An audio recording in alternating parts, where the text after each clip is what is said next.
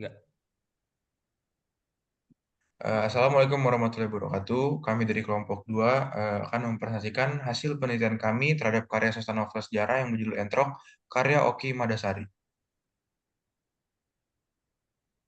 Sebelum kami mempresentasikan PPT ini, kami akan memperkenalkan diri kami masing-masing. Saya Vigo Nathan Atmaja Purba dari absen 46, Saya Revival Edo Ruta Barat dari absen 38. Saya Muhammad Atala Ramadan, absen 29. serta dua teman kami, Ali Muhammad Aziz dan Muhammad Hanif, yang sudah membuat PPT ini. Masuk ke bagian pertama yaitu sinopsis panjang novel Entrok. Bagian pertama, Marni dan keinginannya. Cerita dimulai pada tahun 1950-an di sebuah desa kecil di Jawa Timur. Ketika Marni, seorang perempuan desa yang buta huruf, mulai memimpikan sesuatu yang dianggap sepele oleh orang lain. Entrok atau bra bagi Marni, entrok bukan sekedar pakaian dalam, tapi simbol kebebasan dan kemerdekaan yang ia didambakan di tengah budaya patriarkal yang mengekang peran perempuan. Marni hidup dalam kemiskinan, namun dengan tekad yang kuat. Ia bekerja keras sebagai pedagang kecil untuk mengumpulkan uang demi membeli entrok. Sebagai perempuan yang mandiri, Marni menentang norma-norma sosial yang menempatkan perempuan pada posisi subordinat. Meskipun masyarakat memandang rendah keinginannya yang dianggap tidak lazim, Marni terus berjuang dengan segala keterbatasan. Ketika ia akhirnya mampu membeli entrok dengan hasil jerih payahnya, itu menjadi momen kemenangan pribadi yang sangat bermakna, menandai langkah awal Marni dalam meraih kendali atas hidupnya. Berikutnya adalah unsur-unsur dalam novel. Yang pertama ada struktur. Strukturnya dimulai dari bagian orientasi, yaitu tahap terutama yang berisi pelukisan dan pengenalan situasi latar tokoh-tokoh cerita dalam novel Entrok karya Oki Madasari tampak pada kutipan ini. Ya, bisa lihat sini dari kami mengambil kutipan dari halaman 15. Berikutnya adalah tahap pemunculan konflik. Tahap ini konflik mulai muncul, masalah-masalah dan peristiwa yang menyebabkan konflik mulai dimunculkan. Konflik mulai terjadi ketika Marni selalu didatangi tentara untuk mengambil upeti. Ini adalah kutipannya yang kami ambil dari halaman 54. Kemudian ini berlanjut pada tahap peningkatan konflik. Konflik yang dimunculkan pada tahap sebelumnya semakin berkembang dan dikembangkan kadar intensitasnya. Dalam novel Entrok karya Oki Madasari, peningkatan konflik terjadi ketika tentara yang biasa datang ke rumah Marni meminta sumbangan dengan jumlah yang lebih besar untuk mengadakan pemilu. Hubungan Marni dengan Rahayu semakin menjauh karena perbedaan keyakinan. Hal ini bisa dibuktikan dengan kutipan berikut, yang kami ambil dari halaman 58. Kemudian berlanjut pada tahap berikutnya, yaitu tahap klimaks. Konflik dan pertentangan-pertentangan yang terjadi, yang dilalui atau ditimpalkan kepada tokoh cerita mencapai titik intensitas puncak. Hal ini terjadi pada saat usaha Marni yang menjadi seorang rentenir di kalangan pedagang pasar Ngeranget memiliki saingan dengan bunga yang lebih rendah. Berdasarkan kutipan yang kami baca pada halaman 254 sampai 265, klimaks dalam novel Entrok menggambarkan puncak dari penderitaan yang dialami oleh Marni. Melalui berbagai cobaan, karakternya akan diuji dan kemungkinan besar akan mengalami perubahan yang signifikan. Struktur klimaks yang dibangun oleh penulis berhasil menciptakan ketegangan dan menarik minat pembaca untuk mengetahui bagaimana kisah Marni ini akan berakhir. Lalu tahap yang terakhir adalah tahap penyelesaian. Konflik yang mencapai klimaks diberi penyelesaian, ketegangan dikendorkan. Berbagai masalah yang semakin menumpuk, tetapi dari konflik-konflik yang ruwet tersebut mampu ditemukan jawabannya. Bagian akhir yang diceritakan dalam novel Entrok karya Oki Madasari ini adalah sebuah epilog yang menceritakan Rahayu akan segera bebas dari penjara dan pulang ke rumah tinggal bersama Marni. Bisa dilihat kutipannya ada yang di sebelah kanan ini dari halaman 269. Lalu tahap penyelesaiannya kemudian melanjut pada penyelesaian masalah ekonomi yang dihadapi Marni mulai membaik. Hal ini bisa dikatakan sebagai babak baru dalam kehidupannya. Kutipan berikut memperkuat pernyataan di atas. Kutipannya kami ambil dari halaman 271. Lalu kemudian, meskipun sudah bebas dari penjara, Rahayu masih belum menemukan semangat dalam jiwanya. Rahayu selalu berdiam di dalam rumah hingga tiba hari Senin, ia pergi ke Kodim untuk laporan kepada tentara-tentara itu. Marni yang menginginkan Rahayu untuk menikah lagi berusaha mencarikan jodoh untuk anak perempuan semata wayangnya itu. Marni menganggap Rahayu adalah perempuan berpendidikan, sehingga sudah pasti tidak ada pria yang menolaknya. Sutomo adalah calon mempelai pria yang akan menikahi Rahayu. Ketika tiba hari pernikahan yang sudah ditetapkan dan sudah banyak tamu yang berdatangan, Sutomo justru membatalkan pernikahan tersebut secara mendadak. Sutomo merasa dibohongi keluarga Marni ketika Rahayu dianggap sebagai PKI dengan tanda di KTP-nya. Alasan lainnya karena Sutomo takut akan dijadikan tumbal pesugihan Marni. Dan ini bisa dilihat kutipannya dari halaman 282. Selanjutnya adalah nilai-nilai dari karya sastra novel Entrok. Yang pertama adalah nilai-nilai agama. Agama adalah hak yang mutlak dalam kehidupan manusia, sehingga dari pendidikan ini diharapkan dapat terbentuk manusia yang religius. Istilah religius membawa konotasi pada makna agama. Religius dan agama memang berkaitan erat, berdampingan, bahkan dapat melebur dalam satu kesatuan. Namun sebenarnya keduanya mempunyai makna yang berbeda. Seseorang yang religius adalah orang yang mencoba memahami dan menghayati hidup dalam kehidupan lebih dari sekedar lahirnya saja. Seorang penganut agama idealnya sekaligus religius.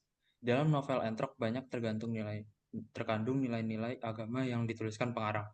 Nilai-nilai agama ini sekaligus menjadi pesan moral yang ingin disampaikan pengarang kepada pembaca. Hal ini tampak pada kutipan berikut. Ini dapat dilihat kami ambil kutipan dari halaman 58 sampai 59. Selanjutnya adalah nilai-nilai sosial.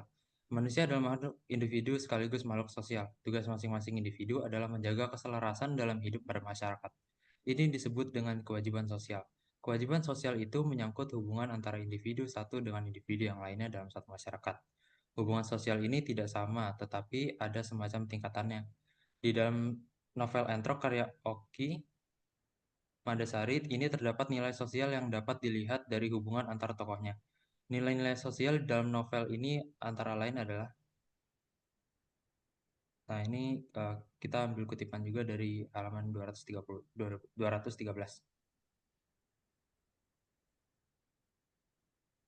Selanjutnya adalah nilai moral. Moral merupakan petunjuk yang sengaja diberikan oleh pengarang tentang berbagai hal yang berhubungan dengan masalah kehidupan.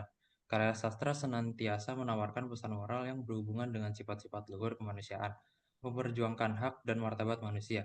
Pengembangan nilai moral sangat penting supaya manusia memahami dan menghayati etika ketika berinteraksi dengan dan berkomunikasi dalam bermasyarakat. Nilai etika atau moral dalam karya sastra bertujuan mendidik agar mengenal nilai-nilai etika dan budi luhur. Selain nilai agama dan sosial dalam novel Entrok juga terdapat nilai-nilai moral yang disampaikan pengarang kepada pembaca. Nilai moral yang ingin disampaikan tercantum dalam kutipan berikut.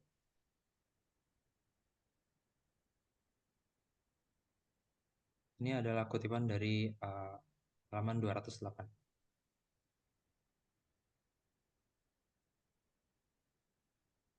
Nah, selanjutnya, dari kutipan di atas dapat diambil simpulan bahwa pesan moral yang ingin disampaikan pengarang adalah ketika ingin menolong seseorang tidak perlu memandang status sosial orang tersebut.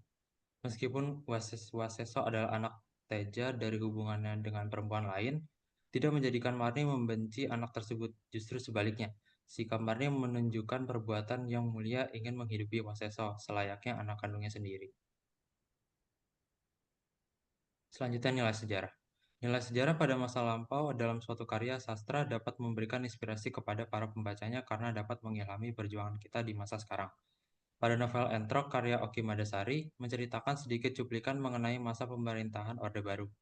Banyak kisah yang mewakili kronik Orde Baru seperti penumpasan PKI, One Misterns, dan juga jalannya pemilu tersebut dapat dibuktikan dengan kutipan berikut.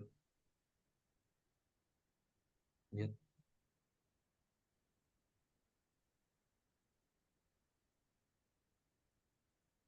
Masih dengan pembahasan PKI, kutipan di bawah ini menjadi tambahan bukti bahwa dalam novel Entrok karya Oki Madasari benar terdapat nilai sejarah yang terjadi di masa lampau. Ini kami ambil kutipan dari halaman 128.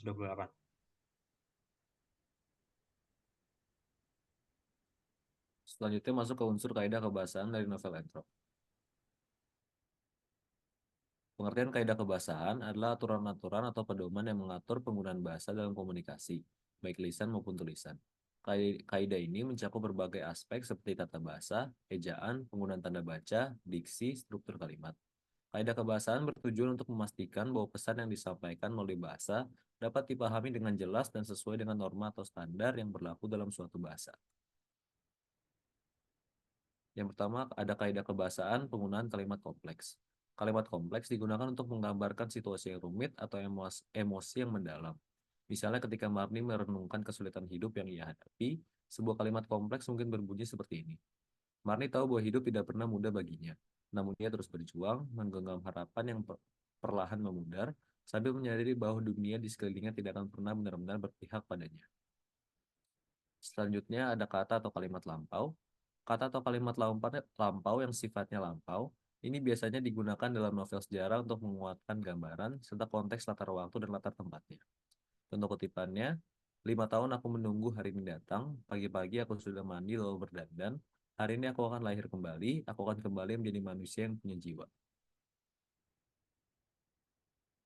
Selanjutnya ada kohesi dan koherensi. Contoh penggunaan kohesi dan koherensi dalam novel bisa dilihat dalam alur cerita yang menghubungkan peristiwa-peristiwa yang dialami oleh Marni dan Sari. Misalnya, penggunaan konjungsi dan kata ganti untuk menghubungkan ide-ide dalam sebuah paragraf. Contoh kutipan paragrafnya, Marni bangun pagi-pagi sekali, seperti biasa. Ia tahu hari ini akan menjadi hari yang panjang. Setelah menyiapkan dagangannya, ia berjalan ke pasar, mengulang rutinitas yang telah dilakukannya selama bertahun-tahun. Sementara itu, di tempat lain, Sari bersiap-siap untuk pergi ke sekolah. Meskipun mereka berbeda generasi, mereka memiliki satu kesamaan. Keduanya mengandalkan kekuatan mereka sendiri untuk bertahan hidup. Selanjutnya ada unsur simbolisme. Simbolisme sangat terlihat dalam penggunaan entrok yang berarti bra, sebagai simbol kebebasan dan kemandirian perempuan. Misalnya, ketika akhirnya Marni berhasil memberi entrok dengan hasil keringatnya sendiri, ia merasa seolah-olah telah memenangkan sebuah pertempuran besar. Entrok itu bukan sekedar pakaian dalam. Bagi Marni, itu adalah lambang kebebasan, sesuatu yang selama ini hanya bisa ia impikan. Sekian presentasi kami tentang analisis struktur dari novel Entrok. Mohon maaf bila ada kesalahan.